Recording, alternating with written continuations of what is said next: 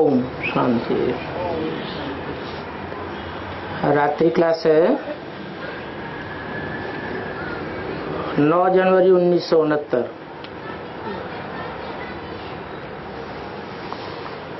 बच्चों को पहले समझानी देनी है बाप की। वेद के 2 बाप हैं,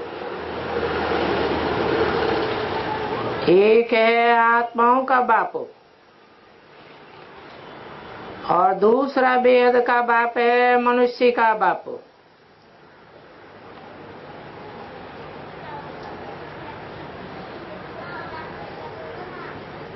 दोनों की हाईएस्ट अथॉरिटी है, परंतु सुप्रीम सोल आत्माओं का बाप जब तक इस सृष्टि पर ना आवे तो मनुष्य सृष्टि के बाप को कोई पहचान नहीं सकता। वो बेहद का बाप ही इसको पढ़ाते हैं। और जो खास गीता वाले हैं उनको पकड़ना भी अच्छा लगता है,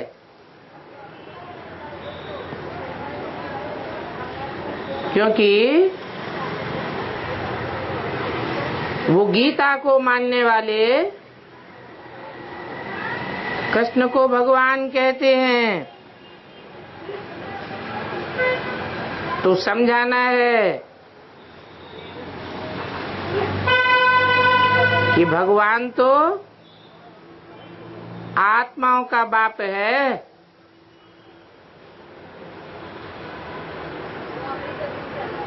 आत्माएं सब जन्म मरण के चक्र में आने वाली हैं। वो आत्माओं का बाप तुरीय है। वो चक्र में नहीं आता है। बाकी आत्माएं सभी 84 के चक्र में आती हैं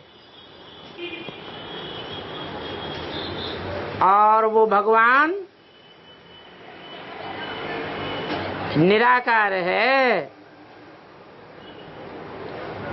आत्माएं भी निराकार हैं,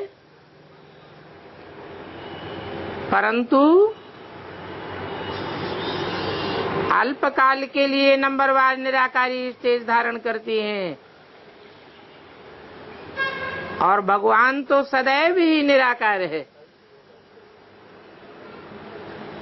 इस साकार सृष्टि पर आने के बावजूद भी, साकार में प्रवेश करने के बावजूद भी वो अपनी निराकारी स्टेज को नहीं छोड़ता,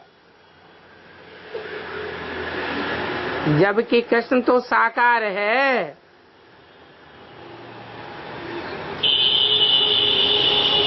जो साकार कृष्ण है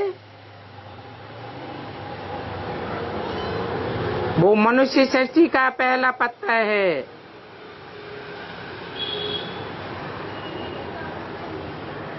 ऐसे तो वृक्ष के सभी पत्ते शोभनीक होते हैं, परंतु पहला पत्ता बहुत शोभनीक है।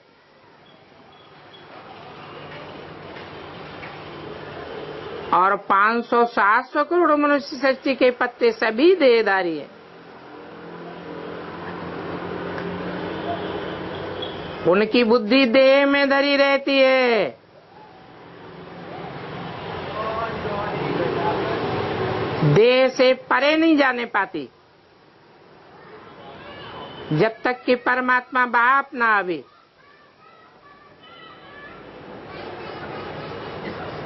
बिना देह के तो एक ही है, वो सदैव विदेही है। तो जो निराकार है वो ही भगवान है। निराकारी, निर्विकारी, निरहंकारी हो सकता है।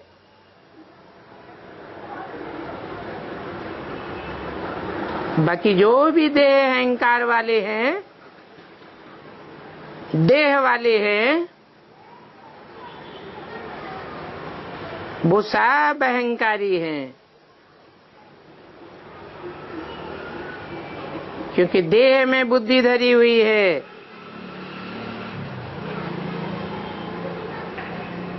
वो भगवान नहीं हो सकते।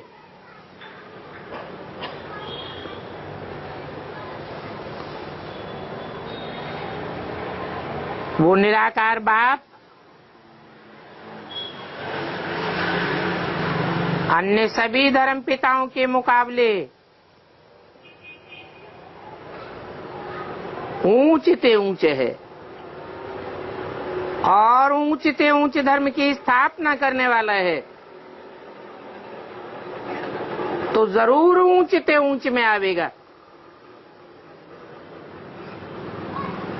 ये तो गपोड़ा मार दिया है कि सर्वव्यापी है, कण कण में है, जर्रे जर्रे में है।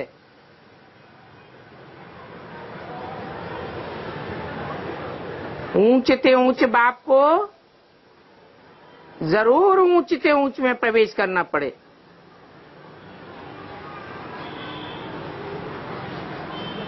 ऊंचते ऊंच कौन है? ये सृष्टि एक नाटक मंच है। उस रंगमंच पर जरूर कोई हीरो पार्टधारी है। 500 करोड़ पार्टधारियों के बीच ऊंचते ऊंच पार्टधारी, जिसमें भगवान आते हैं। साकार मनुष्य सृष्टि में ऊंचते ऊंचे है मनुष्य सृष्टि का बीज, मनुष्य सृष्टि का बाप। बाप को ही बीज कहा जाता है।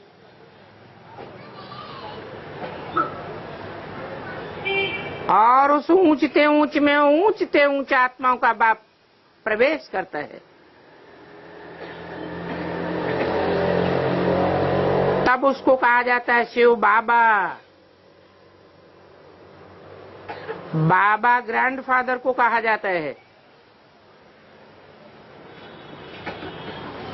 जब तक प्रवेश न करे तब तक वो सिर्फ आत्माओं का बाप है,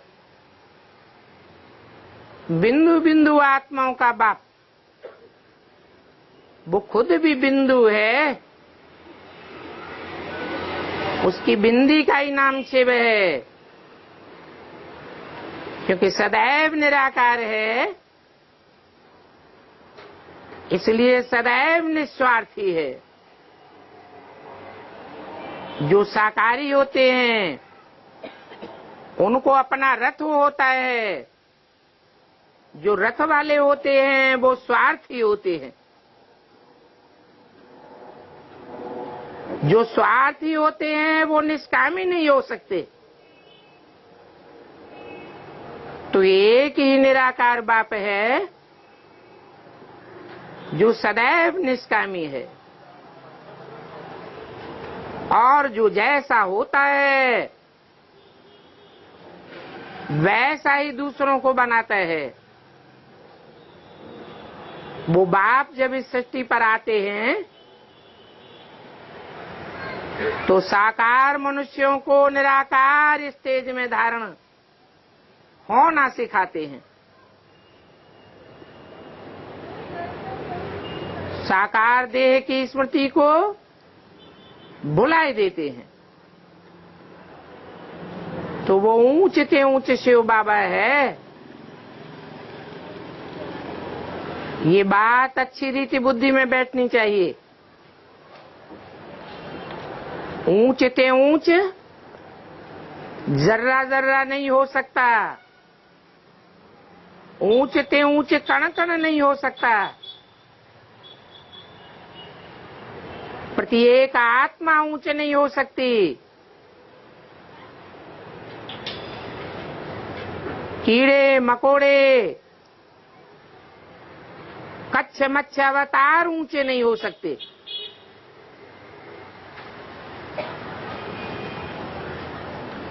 कच्छमच्छ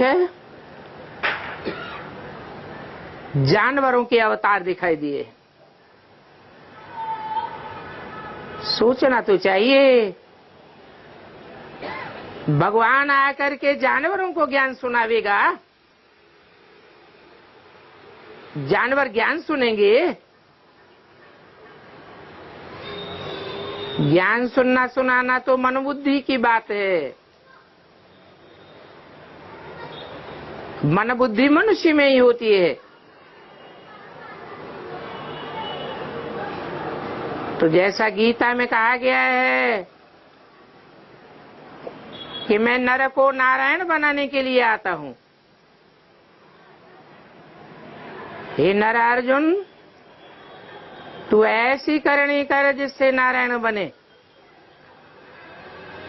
और हे द्रौपदी नारी, तू ऐसी करनी करे जिससे नारायणी बने।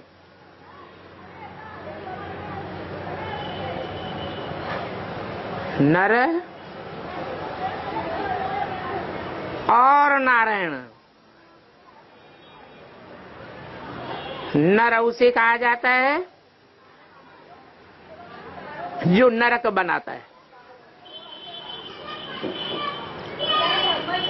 शब्द ही दो हैं, नर और का माने करने वाला। नर जो कुछ करता है नरक ही बनाता है, खुद नीचे गिरता है और दूसरों को भी नीचे गिराता है।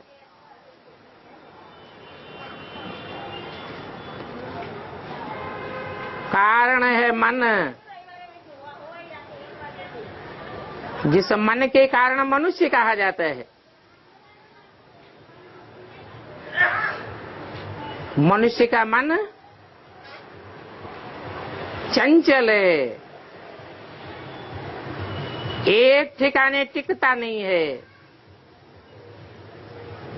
देवताओं का मन चंचल नहीं होता है, इसलिए उन्हें दिव्य बुद्धि वाला कहा जाता है।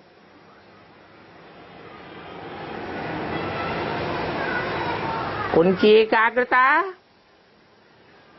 बिंदु रूप आत्मा में रहती है, अपनी अथवा पराई देह में उनकी बुद्धि नहीं जाती। स्वस्थिति में स्थित होने वाले होते हैं, और ऐसी स्वस्थिति में स्थित कराने वाला बाप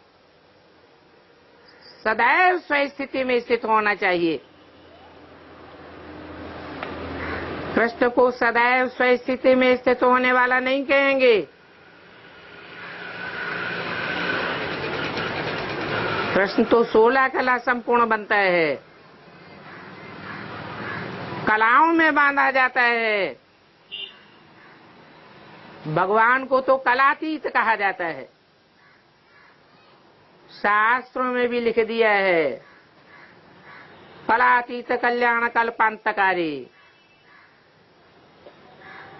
वो कलाओं से परे है, इसलिए कल्प का अंत करने वाला है।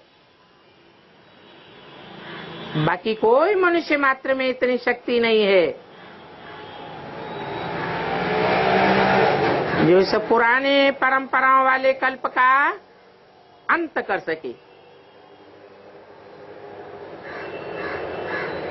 कोई भी धर्म पिता में इतनी ताकत नहीं है जो पुराने धर्मों को खलास कर सके, कुरीतियों को समाप्त कर सके। जो भी धर्म पिताएं आए वो अपनी अपनी धारणाएं अर्थात अपना धर्म स्थापन करके चले गए। पुराने धर्मों का, उन धर्मों की कुरीतियों का, परंपराओं का विनाश कोई नहीं कर सका। ये कार्य एक भगवान बाप का काम है जो सदैव स्वस्थिति में स्थित रहने वाला है।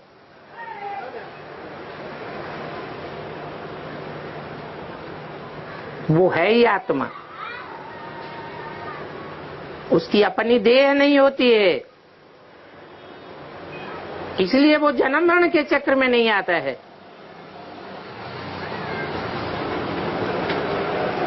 देह में जिनकी बुद्धि धरी रहती है, देह में अटैचमेंट होने के कारण उनके पाप और पुण्य बनते हैं। भगवान को तो पाप आत्मा नहीं कहा जाता, पुण्य आत्मा नहीं कहा जाता, महात्मा नहीं कहा जाता, पाप पुण्य आत्मा नहीं कहा जाता। वो तो है ही परमात्मा, परम पिता।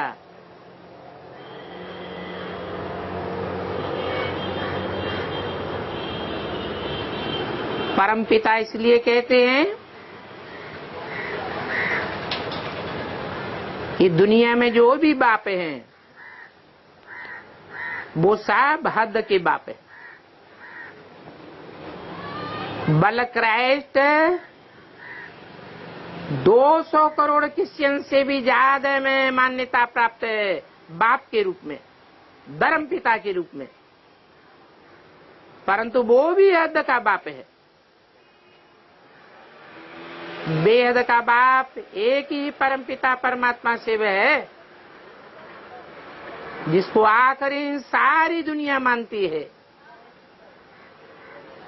दुनिया के बड़े से बड़े नास्तिक क्यों न हो, एटम बमों की रचना करने वाले क्यों न हो,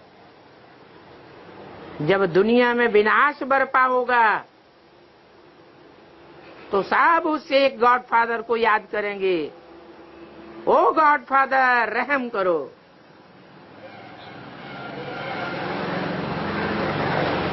भीख मांगेंगे। वो सबका बाप है, इसलिए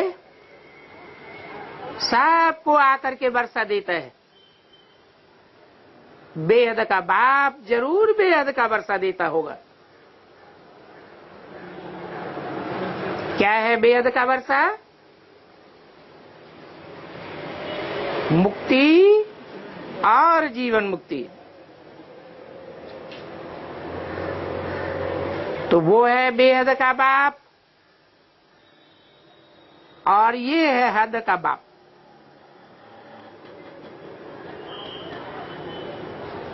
बेहद के बाप से बेहद का वर्षा मिलता है। गायन भी है,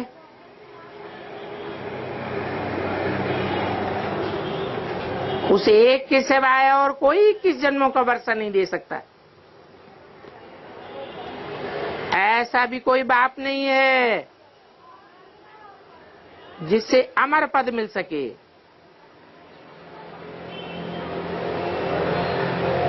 अमरलोक में सब अमर देवताएं होते हैं।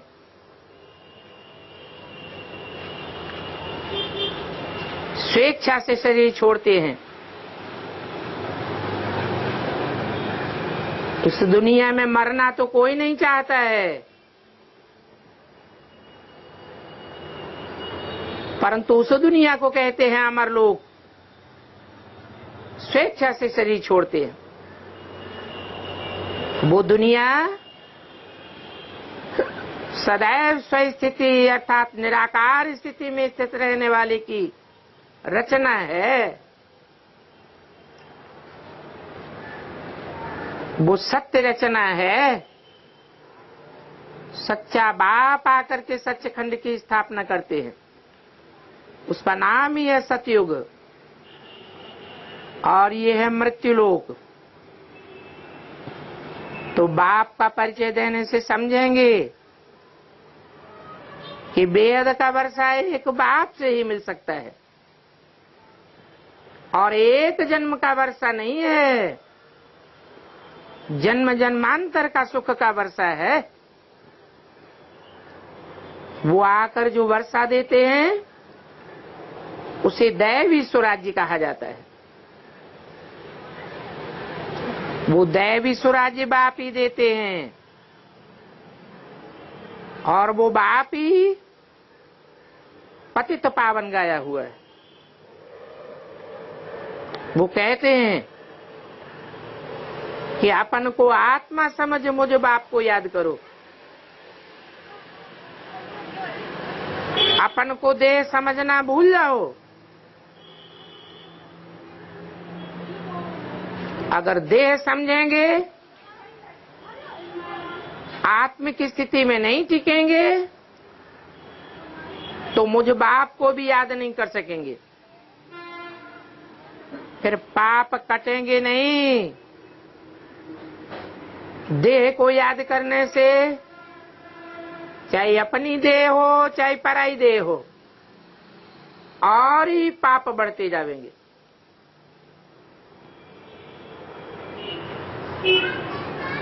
बाप कहते हैं तुम पतित से पावन बन पावन दुनिया में चलने लायक बन सकते हो। कल्प कल्प बाप कहते हैं माम एकम याद करो, कोई दूजम को याद मत करो। क्या मतलब? माम एकम माने एक तुरिया बिंदु को याद करें, शिव ज्योति बिंदु को याद करें। परंतु पता कैसे लगेगा कि यही ज्योति बिंदु तुरिया ज्योति बिंदु है? वो पता ही तब लगता है जब इस साकार सृष्टि में आते हैं और साकार तन में प्रवेश करते हैं। तभी तो कहते हैं, कहने के लिए मुख चाहिए कि माम एकम याद करो, अर्थात साकार में निराकार को याद करो। इस याद की यात्रा से ही पवित्र बनना है, क्योंकि अभी पावन दुनिया आ रही है और पतित दुनिया का विनाश होना है। तो पहले पहले बाप का परिचय देकर के पक्का कराना है। जब पक्का बाप को समझ जाए तब समझें कि बाप से वर्षा मिलता है। इसमें माया भुलाती बहुत है। तुम कोशिश करते हो बाबा को याद करने की, फिर भी भूल जाते हो। शिव बाबा को याद करने से ही पाप कटेंगे। ये नहीं कहा ब्रह्मा बाबा को याद करने से पाप कटेंगे। ये भी नहीं कहा कि शिव बाप को याद करने से पाप कटेंगे। इसको याद करने से पाप कटेंगे, शिव बाबा को याद करने से पाप कटेंगे।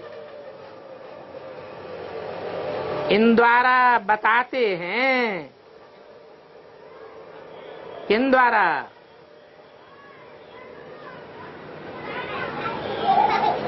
बाप प्रवृत्ति मार्ग की स्थापना करने वाला है, गृहस्थ धर्म की स्थापना करने वाला है। तो बेहद की गृहस्थी रामकृष्ण की बेहद की गृहस्थी है। उनमें एक आत्मा हीरो और एक आत्मा हीरोइन का पार्ट बजाने वाली है। कहते भी हैं तुम मात पिता हम बालक तेरे, त्वमेव माता च पिता त्वमेव।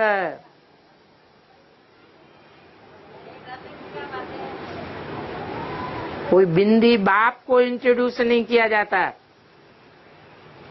क्योंकि माता पिता तो मेल फीमेल को कहा जाता है, तो जरूर प्रैक्टिकल रूप धारण करते हैं।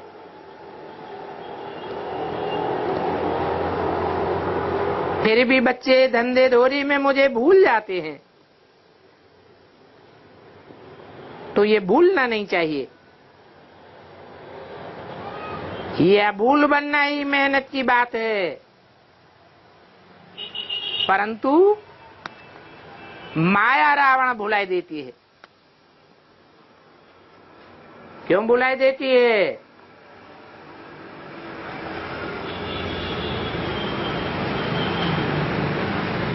क्योंकि रावण के अनेक सिर हैं, अनेक सिरों से अनेक मतें देता है, भ्रमित कर देता है। बाप को याद करने से पाप कटेंगे, इसका भी समय है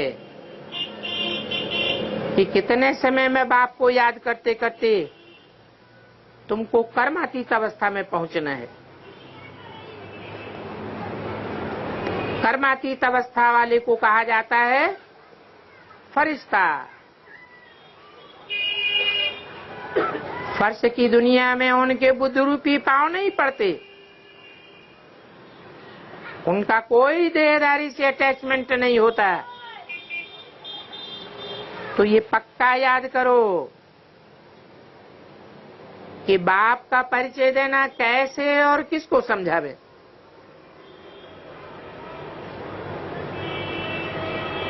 पात्र को देख करके ज्ञान दिया जाता है, तो पक्का निश्चय भी हो जाए कि आत्मा आत्मा भाइयों को बाप समझाते हैं। बाप का पैगाम सबको देना है।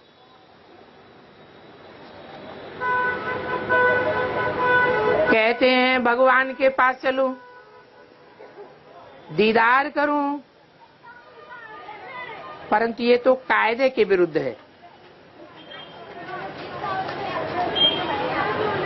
दीदार करना ही कायदे के विरुद्ध हो जाता है, क्योंकि न तो आत्मा को इन आंखों से देख सकते हैं और न परमपिता परमात्मा को इन आंखों से देखा जा सकता है। हाँ, तीसरी आंख से, ज्ञान के नेत्र से समझा जा सकता है और समझाया जा सकता है। बाकी दीदार आदि की तो बात ही नहीं है। भगवान आकर के सिखलाते हैं और मुख से कहते हैं कि तुम मुझे अपने बाप को याद करो। याद करने से ही तुम्हारे सभी पाप कट जाएंगे। कहां भी धंधे आदि में बैठे घड़ी घड़ी बाप को याद करना है।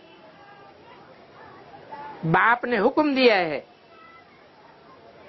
कि मुझे याद करो, और याद करने वालों में भी विजयी कौन बनेंगे, विन कौन करेंगे? विजयी वो बनेंगे जो निरंतर याद करेंगे। और निरंतर याद कैसे ठहरेगी? निराकार ज्योति बिंदु को याद करने से निरंतर याद ठहरेगी। बिंदु को तो खींच के याद करना पड़ता है, परंतु जब ये पता लग जाए, पक्का निश्चय हो जाए कि वो ज्योति बिंदु कौन से मुकर्रर रथ में आया हुआ है और किस मुकर्रर रथ के द्वारा हमें मुक्ति, जीवन मुक्ति का वर्षा देता है, उस संसार चक्र से छुड़ाता है, तो ऐसे साकार में निराकार बाप को पहचानने से याद भी निरंतर टिकेगी।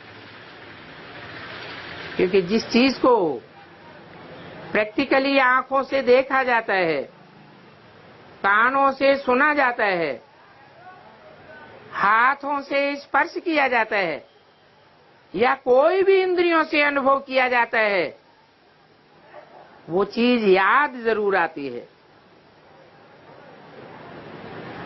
ऐसे ही याद नहीं आती है। फिर बाप कहते हैं बनी बनाई बन रही, अब कछु बने नहीं ना है। अर्थात 63 जन्मों का जिनका हिसाब किताब होगा, जिन्होंने ज्यादा संग किया होगा, उनको ऑटोमेटिक याद आवेगी। उदाहरण के तौर पर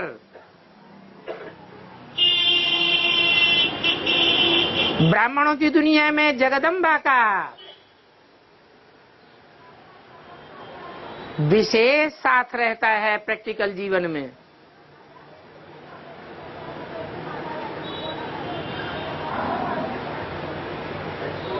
और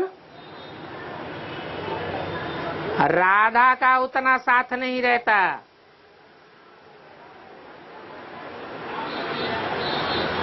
फिर प्राप्ति में क्या अंतर पड़ता है? कौन विन करता है? कौन नारी से लक्ष्मी बनता है?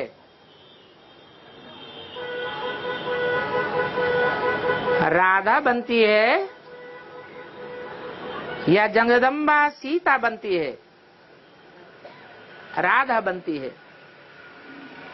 परंतु प्रैक्टिकल जीवन में साथ होता है क्या? पुरुषार्थी जीवन में होता है या नहीं होता है? हैं? नहीं होता है। फिर कैसे जास्ती याद आती है?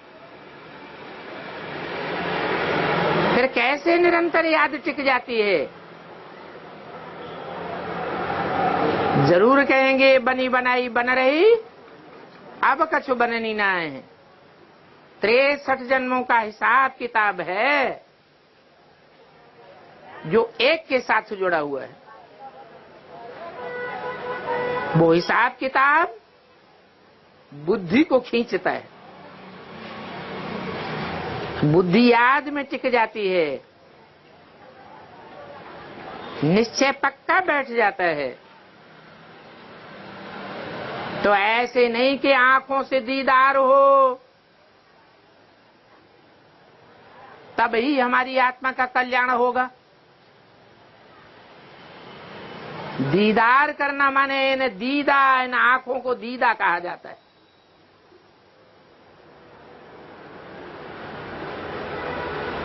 कोई भी इंद्रियों से प्रैक्टिकल जीवन में अनुभव करने और न करने में अंतर पड़ जाता है।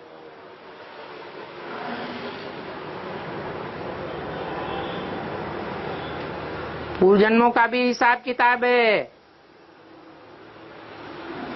क्योंकि बाप ने बोला हुआ है इस सृष्टि पर सदा कायम कोई चीज है नहीं। सदा कायम एक ही शिव बाबा है। तो जब एक ही शिव बाबा 84 जन्म में लगातार कायम है, तो उसका संग करने वाले भी नंबरवार पुरुषार्थ अनुसार ही होंगे ना। तो वो संग का रंग भी खींचता है। तो ये बात झूठी हो जाती है कि दीदार करेंगे तभी हमारा कल्याण होगा, क्योंकि ये आंखें तो स्थूल हैं, विनाशी हैं, और तीसरी आंख तो अविनाशी है। अविनाशी आंख से भी देखा जाता है, परंतु उसके लिए ज्ञान चाहिए। तो ये दीदार आदि करना कायदे के विरुद्ध है। भगवान आकर के सिखलाते हैं और मुख से कहते हैं मनुष्य निराकार बाप को याद करो, घड़ी घड़ी याद करो, निरंतर याद करो। याद नहीं करेंगे तो मार्क्स कम हो जाएंगे। क्यों? क्योंकि ये पढ़ाई सिवाय बाप के और कोई पढ़ा ही नहीं सकता। याद से ही पाप कटेंगे, नहीं तो देवता नहीं बन सकेंगे। जो अच्छी रीति सुनते हैं उनके सामने जाने से उनके नैन चैन से मालूम पड़ जाता है कि इनकी बुद्धि में बैठता है। तो चक्र को याद करना है, बाप को याद करना है, चक्रवर्ती राजा बनना है। बच्चों को समझाया हुआ है कि तुम 84 का चक्र कैसे फिरते हो। अपने आप से ही माथा मारना होता है, अर्थात अपने अंदर अंदर ही मनन चिंतन मंथन करना चाहिए। अपनी आत्मा का दीदार पहले करना चाहिए कि मेरी आत्मा कैसे कैसे, कहां कहां, किन किन साथियों के साथ 84 जन्म लेती है। अभी तुम बाप के बने पड़े हो, जरूर निश्चय है, तब तो यहां रहे पड़े हो। फिर भी तुमको माया कहां न कहां पकड़ करके गिरा देती है।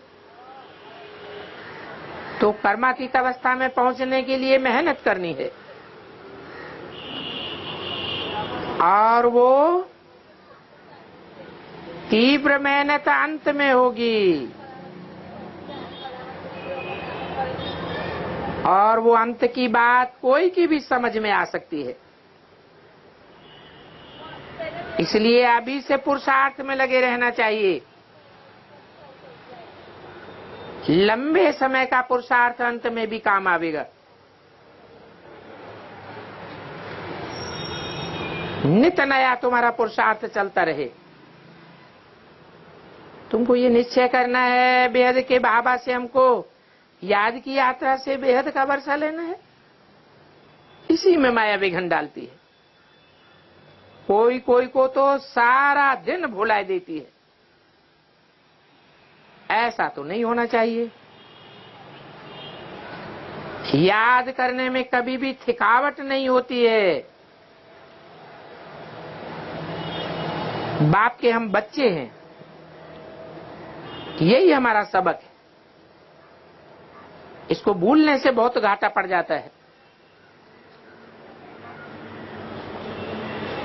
बेहद के बाप से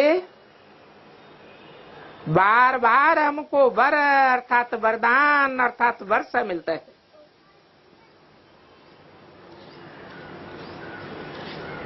फिर भूलने से ड्रामा में पार्ट है। बाप के सम्मुख रहने से बाप को भूलना नहीं चाहिए। जबकि बाप कहते हैं मुझे याद करो, लौकिक बाप तो नहीं कहते। वो ऐसे नहीं कहेंगे देह के सभी संबंध छोड़ अपन को आत्मा समझो, शरीर का भान छोड़ मुझे याद करो। एक की याद से ही पाप कटेंगे।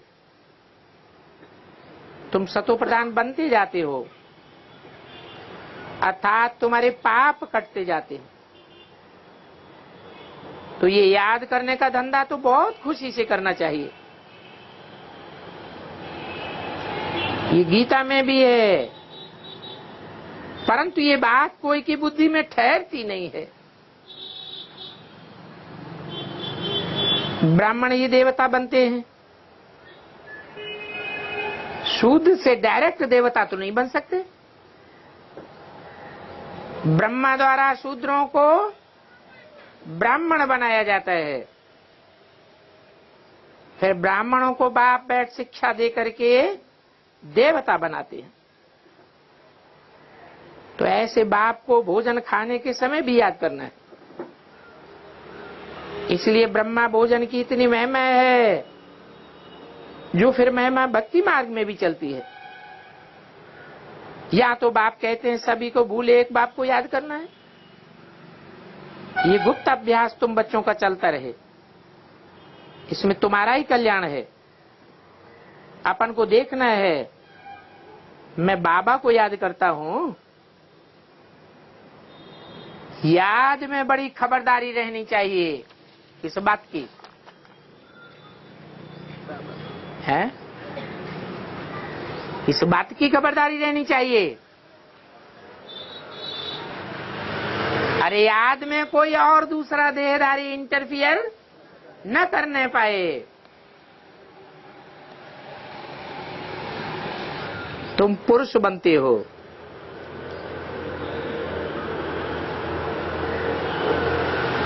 पुरुषोत्तम संगम युग पर तुम पक्के पक्के पुरुष बनते हो। पुरु कहा जाता है शरीर को, पुरी। माने शेते, आराम करने वाला। इस शरीर रूपी पुरी में तुम आराम करने वाले पक्के पुरुष हो। कौन सा यादगार चित्र है? नारायण, विष्णु, वो क्षीर सागर में दिखाते हैं। ये तो विषय सागर कलयुग है। तो इस बात को समझने में संशय नहीं आना चाहिए। अगर आता है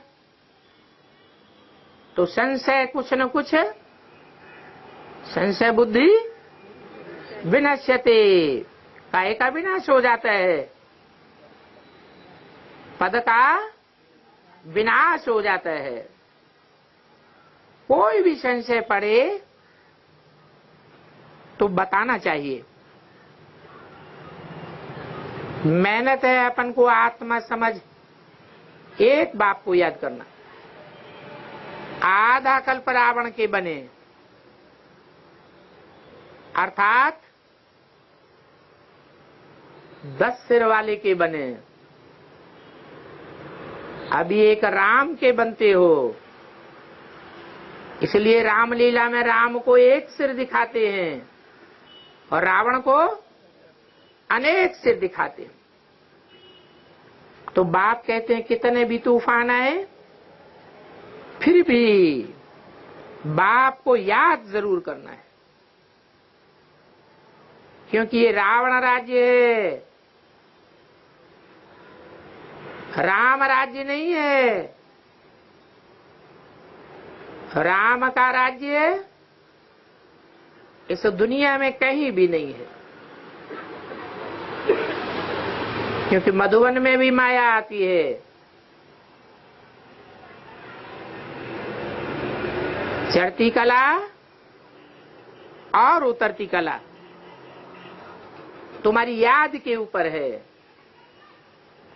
तुम्हारी सेवा के ऊपर है। बच्चों को बहुत खुशी होनी चाहिए। याद से ही विकर्म विनाश होते हैं। समझाना चाहिए इस समय सभी आत्माएं तमो प्रधान है और सतयुग में सभी आत्माएं सतो प्रधान होंगी।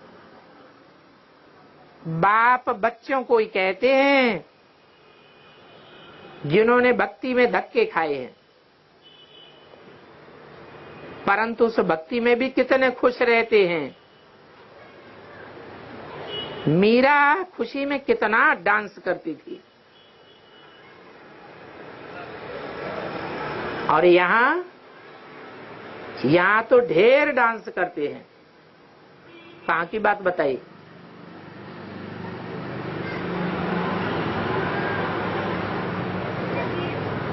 ब्रह्मा कुमारी बहन है जो साक्षात्कार में जाती थी, ध्यान में जाती थी, वो ध्यान में क्या करने लग पड़ती थी? डांस करने लग पड़ती थी। बाबा तो बंद कराई दिया, क्योंकि उससे कोई फायदा नहीं। ऐसी आदत को मिटाए देना चाहिए। इनको अव्यक्त घूमना फिरना कहा जाता है। ज्ञान तो है पढ़ाई और याद भी एक्यूरेट चाहिए। बाप को याद करना सहज है, याद करना भी सहज है, समझाना भी सहज है, परंतु अपन को आत्मा समझना ही घड़ी घड़ी भूल जाते। ये भी ड्रामा में नूद है। षष्ठी का चक्र तो बुद्धि में है।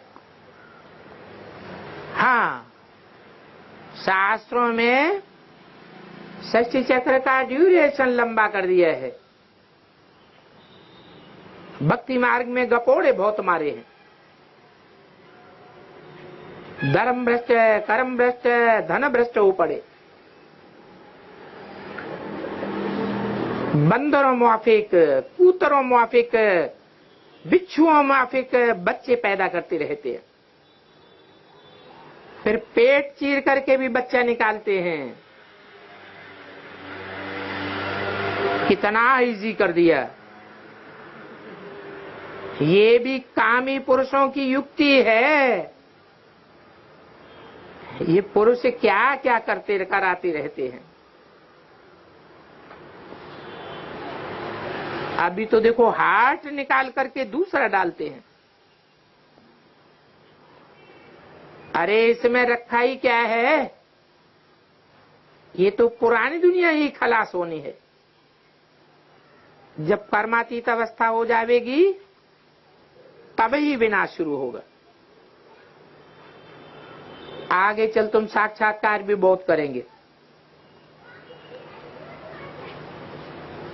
साक्षात्कार भी करेंगे और चारों ओर से आवाज सुनेंगे। समझाने की बड़ी युक्ति होती है। कोई तो जैसे खुद भी समझते नहीं है तो औरों को क्या समझावेंगे। जो किसको समझा सकते हैं तो उस दुनिया में उनका रहना फालतू है। यहां बच्चे आते हैं रिफ्रेश होने के लिए। यहां आए, थोड़ा टाइम रहे, ये गए। कोई कोई मकान आदि बनाते हैं।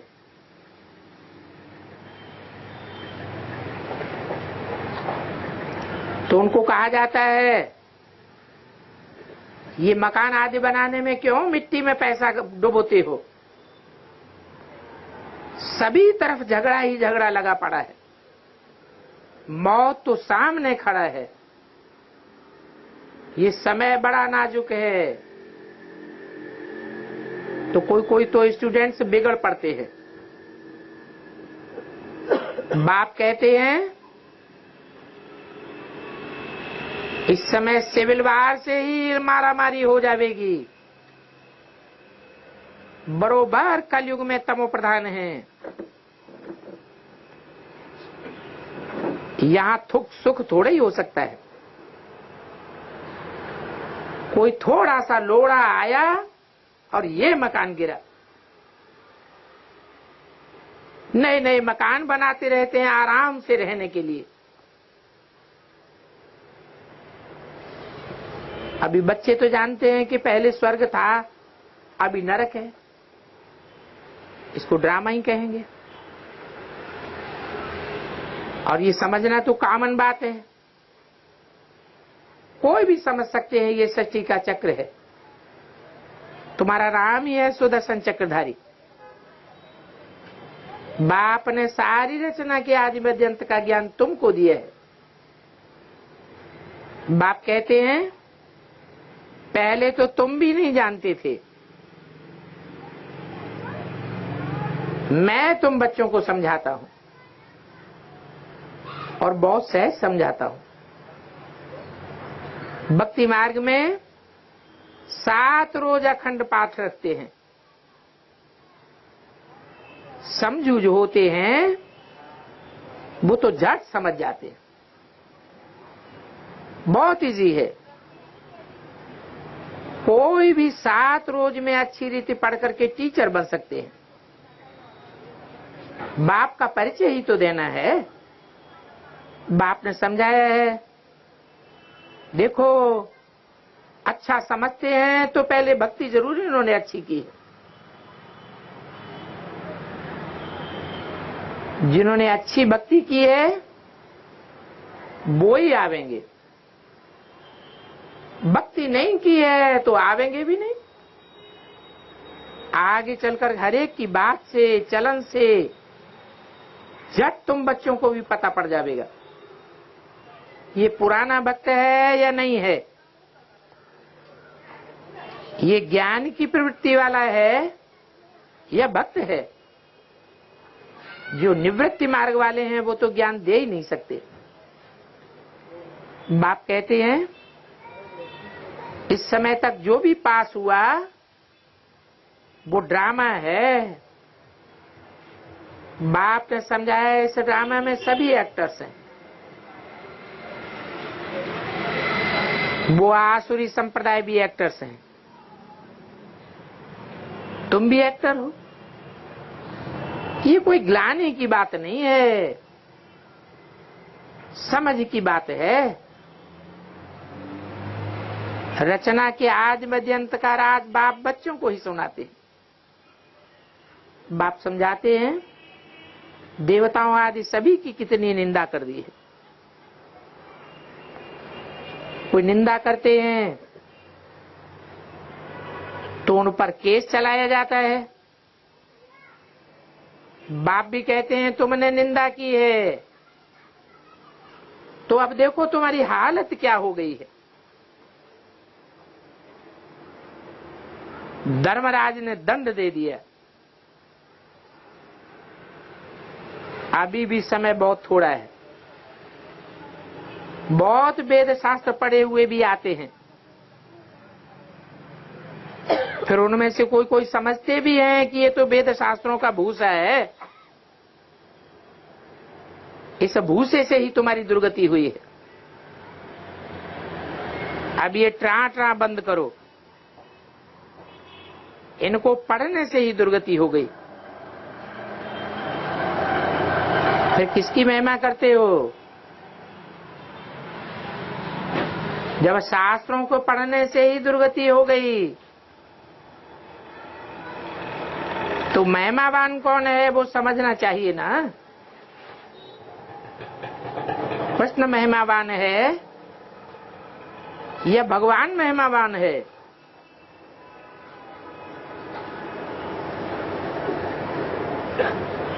भगवान आकर के नर को प्रिंस कृष्ण बनाते हैं या नर को नारायण बनाते हैं? तो नारायण ऊंचा है या सतयुग में जन्म लेने वाला प्रिंस ऊंचा है? इसलिए शास्त्रों में नारायण की कोई ग्लानि नहीं है, सब देवताओं की ग्लानि है। 33 करोड़ देवताओं की ग्लानि कर दी है। कृष्ण की भी कितनी ग्लानि कर दी है। अब भगवान की तो कोई ग्लानि कर न सके। भगवान की जो फर्स्ट रचना है उसकी भी ग्लानि कैसे हो सकती? अच्छा, मीठे मीठे सिकील दे बच्चों प्रति रूहानी बाप दादा का याद प्यार। Good night.